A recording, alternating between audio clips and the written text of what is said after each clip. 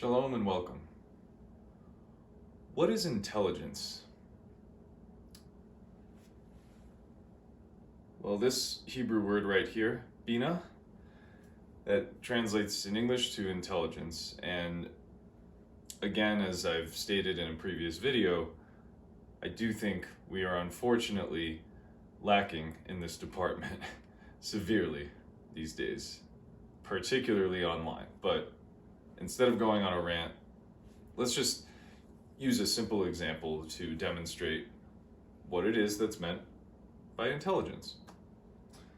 So let's say you have, excuse me, you have a 9-year-old in elementary school, and he's a bit shy and doesn't always like to or know how to advocate for himself. And so what ends up happening is on the playground, as is the case for a lot of kids, he ends up getting bullied, and there are kids who are physically bigger and a little stronger than he is, and unfortunately there's no one to come to his defense. And one day he comes home with a lot of bruises, and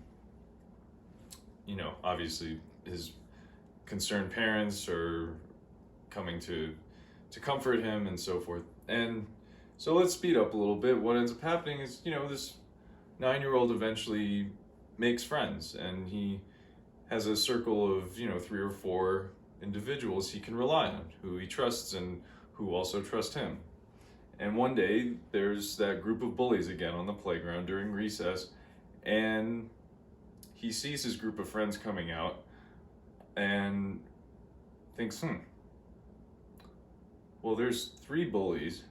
I'm one person. Those are 4 of my friends. So together we're 5. Well, they're outnumbered. And what ends up happening is the bullies, with the help of the 9-year-old's friends, decide they're going to back down. So they do. Everybody goes home. The end. So what do I mean by telling this little silly story? Well, it isn't so silly when you think about a situation that's been going on now for almost 6 months. And that is, of course, the war in Gaza, which is undeniably devastating.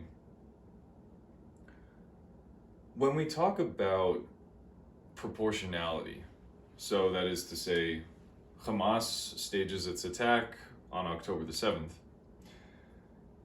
In response, the Israelis come and then stage their attack, which is, of course, much harsher, longer lasting. It's overall a much bigger impact. And so there's an outcry. Rightfully so. Rightfully so. There's an outcry.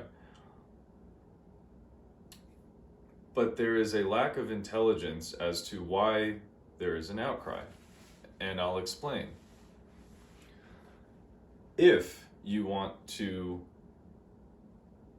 denounce what it is that the Israelis have been doing thus far, then you would have to be able to say, as an argument against Israel's invasion of Gaza,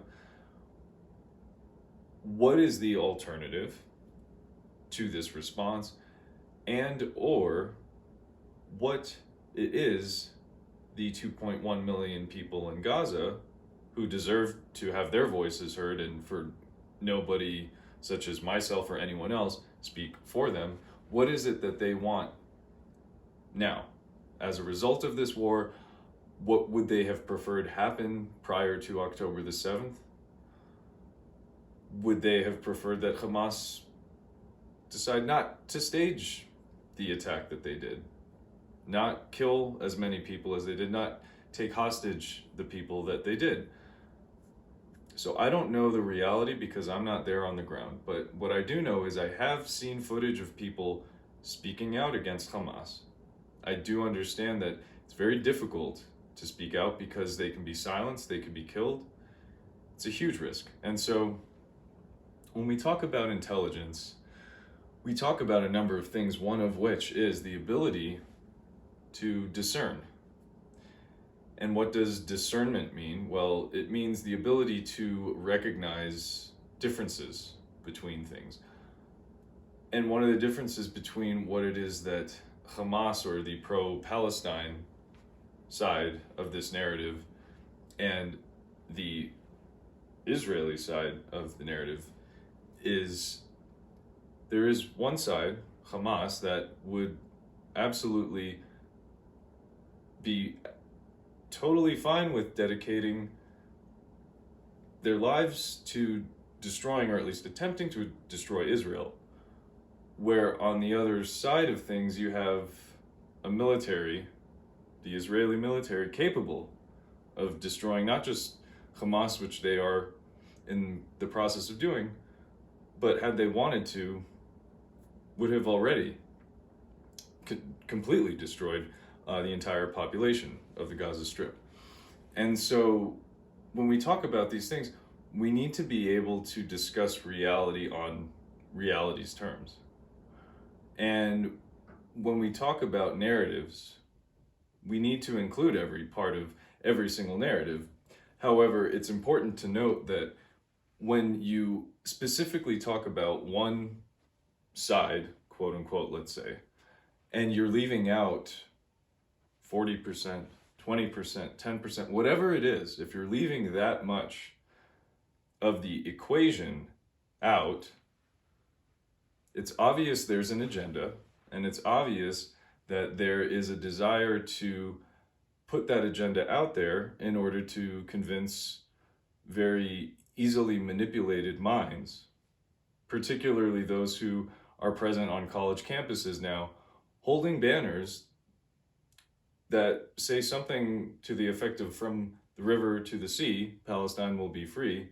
And when questioned on where this river, what the river is called, or what sea it is, they don't know. They do not know. And so that sums up a bit of what we mean when we're talking about Binah, or intelligence. Next series segment will be discussing the Dalet, or the third letter of this equation here. And we'll discuss why that equation is so significant to Jewish mystical thought. Thank you.